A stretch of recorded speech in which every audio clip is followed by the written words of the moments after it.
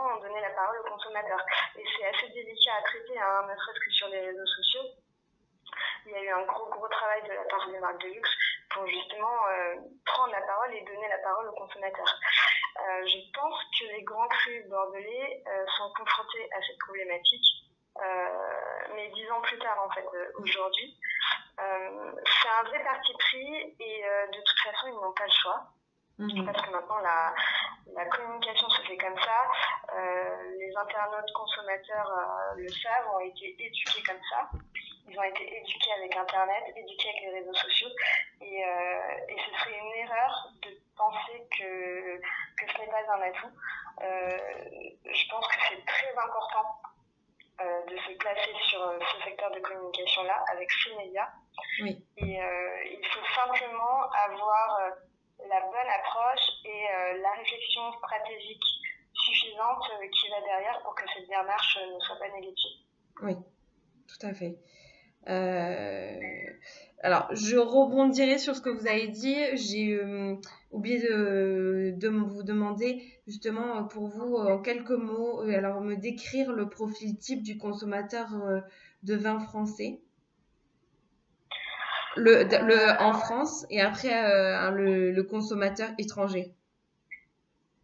Alors, je pense que le consommateur de vin français, en général, oui, va se tourner vers des vins peut-être d'un petit budget, entre 4 et 20 euros. Ça va être une consommation assez, on va pas dire quotidien parce que ce serait pas très bien vu, mais c'est une consommation un petit peu dans la vie courante, parce que c'est coutume d'avoir une bouteille de vin sur un dîner à table. À l'inverse, je pense que le consommateur étranger va davantage rechercher des vins peut-être un peu plus surprenants ou un peu plus qualitatifs. Alors après, il y a étranger et étranger. Hein. Je pense que le consommateur italien n'est pas du tout le même que le consommateur anglais, par exemple. Mais ce sera peut-être une consommation moins excessive, on va dire, moins régulière, mais plus qualitative. D'accord. Et comme ça, à peu près, l'âge, le sexe, la catégorie un peu socio-professionnelle du consommateur français? Mais ça dépend, il y a plusieurs types de consommateurs, donc c'est un petit peu difficile de répondre à cette question. On est plus ou moins tous consommateurs. Oui. Je pense que les consommateurs de grands vins restent des gens entre 40 et plus, hein, de 40 ans à plus, parce qu'ils ont le pouvoir d'achat pour les consommer. À l'inverse, je pense que les consommateurs de vins un petit peu plus quotidiens, vous m'entendez toujours ? Oui, je vous écoute. Ah d'accord. Je pense que les consommateurs de vins quotidiens sont des consommateurs finalement les plus larges. Et par contre, ce qu'on remarque, c'est que les jeunes aussi commencent à consommer du vin parce qu'ils commencent à être un petit peu éduqués. Mais il y a plusieurs segments en fait. Oui, par tranche d'âge et par catégorie et pouvoir d'achat, le consommateur ne sera pas le même. Oui, d'accord. Tout à fait. Alors là, maintenant, si vous voulez bien, on va aborder le côté digital, d'abord par Internet. Donc, Internet, à l'heure actuelle, est une ressource abondante pour les individus. Et justement, cette ressource, on peut se demander, est-ce qu'elle permet de rendre plus accessible le monde œnologique ? Ah oui, je pense que c'est un véritable atout et Internet a un rôle d'information, mais peut avoir aussi rapidement un rôle pédagogique. Il suffit d'orienter des campagnes, par exemple, de storytelling ou de brand content d'un point de vue pédagogique, et je pense que Internet est un formidable atout pour parler des vins, en fait. D'accord, donc on trouve, pour vous pensez qu'on trouve assez de bonnes informations en ligne ? Je pense qu'on commence à en trouver. Après, c'est un petit peu le problème d'Internet. Il y a des bonnes et des mauvaises informations. Je pense qu'il y a toujours un vrai sujet de contrôle. On peut pas tout absorber sans contrôler ce qu'on lit et ce qu'on apprend. Oui, Justement, je me demandais, là, on a de vous avoir parlé du consommateur étranger. Est-ce que vous pensez que pour les consommateurs étrangers, l'information est plus difficile à trouver? Euh, oui, je pense. Après, c'est vrai que je ne saurais pas répondre précisément, Oui. donc je ne vais pas me tromper.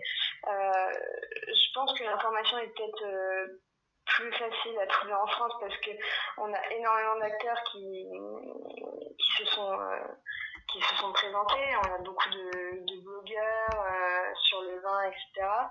À l'étranger, je sais pas, peut-être un peu moins, mais là-dessus, Oui, je suis pas sûre, donc je pourrais pas vraiment répondre. pas de problème. Alors, on va passer à la suivante.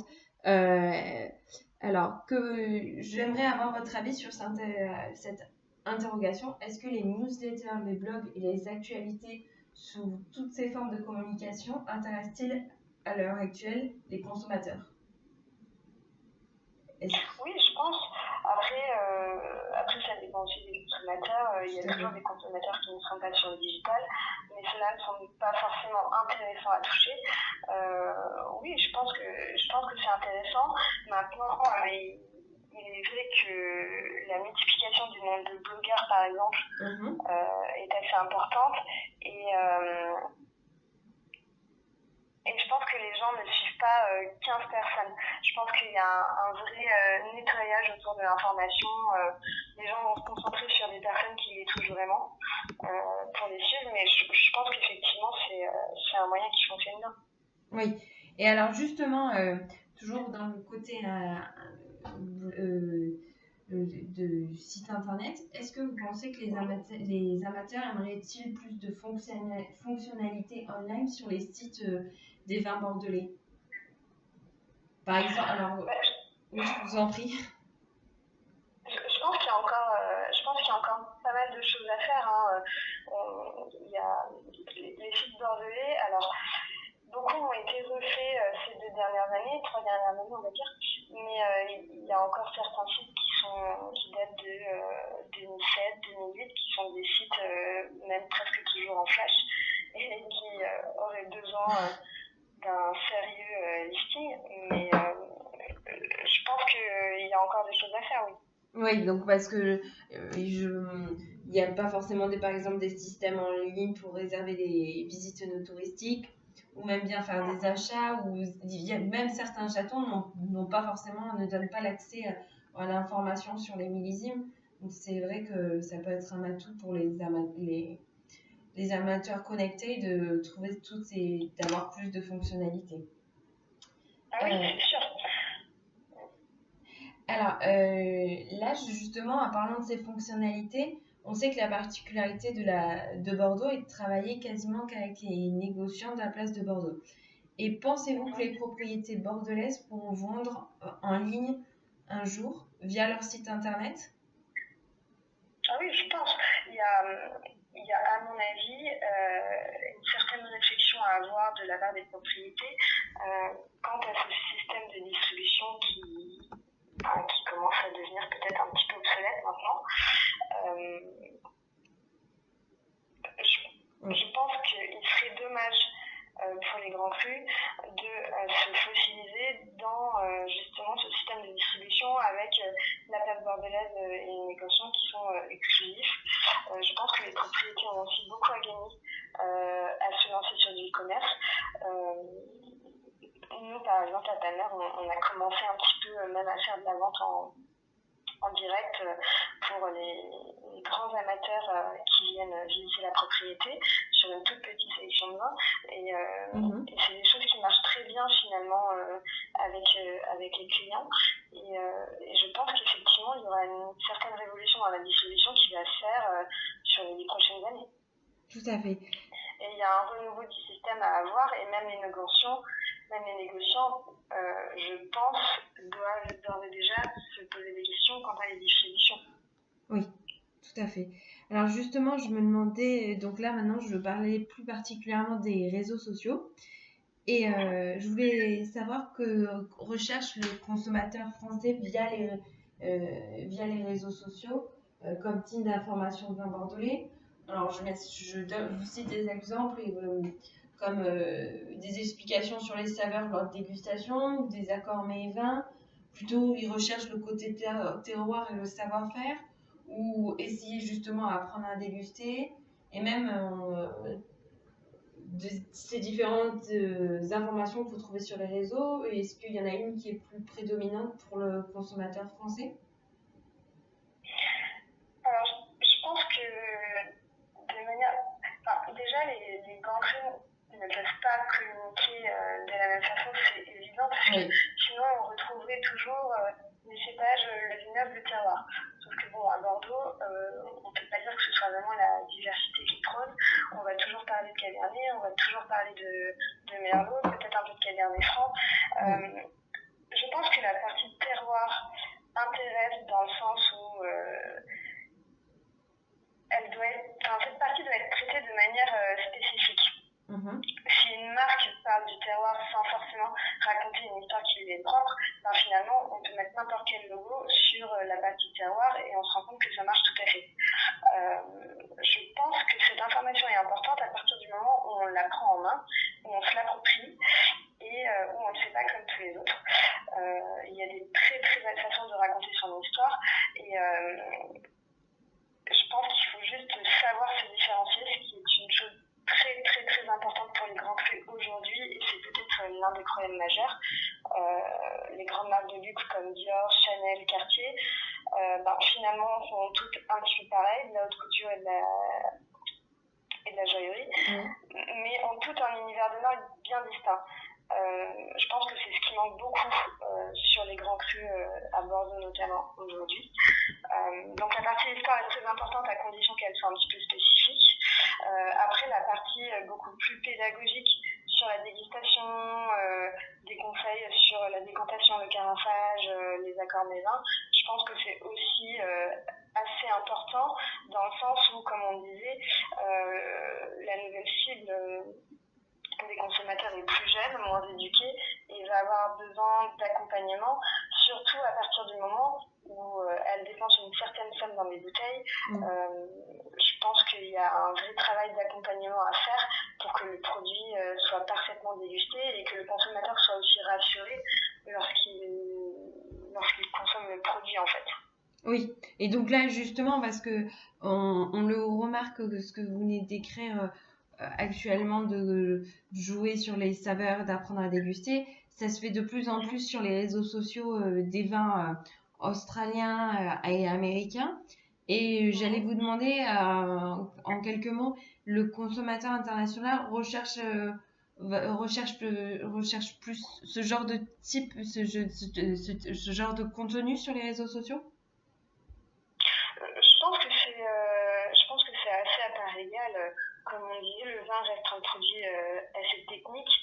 On ne peut pas acheter du vin et comme une montre, il suffit de la mettre au poignet pour que ça fonctionne et que tout aille bien. Je pense que le vin est un produit assez technique qu'il faut savoir comprendre pour qu'il soit dégusté au mieux. Et quelque part, tous les consommateurs amateurs, on va dire, de vin, les consommateurs vont avoir besoin d'explications et vont forcément être friands justement de conseils. Oui. Et donc justement, est-ce que on en a parlé un peu tout à l'heure, c'est les châteaux bordelais et surtout les grands crus classiques jouent une stratégie un peu de luxe et préfèrent souvent éviter d'être présents sur les réseaux sociaux pour préserver leur image de marque. Alors vous avez évoqué ça tout à l'heure. Si vous pourrez revenir un petit peu sur cette idée. Donc que pensez-vous de cette posture? Est-ce que justement la présence des réseaux sociaux joue sur l'image de marque ou peut influencer les consommateurs à connaître cette marque? J'aurais bien aimé avoir votre avis sur cette question. L'importance de la présence sur les réseaux sociaux? Oui, sur leur stratégie. Alors je pense que c'est important parce que maintenant, une marque qui n'est pas présente sur les réseaux sociaux, c'est presque bizarre. Je pense que la présence est importante Maintenant, je pense que c'est un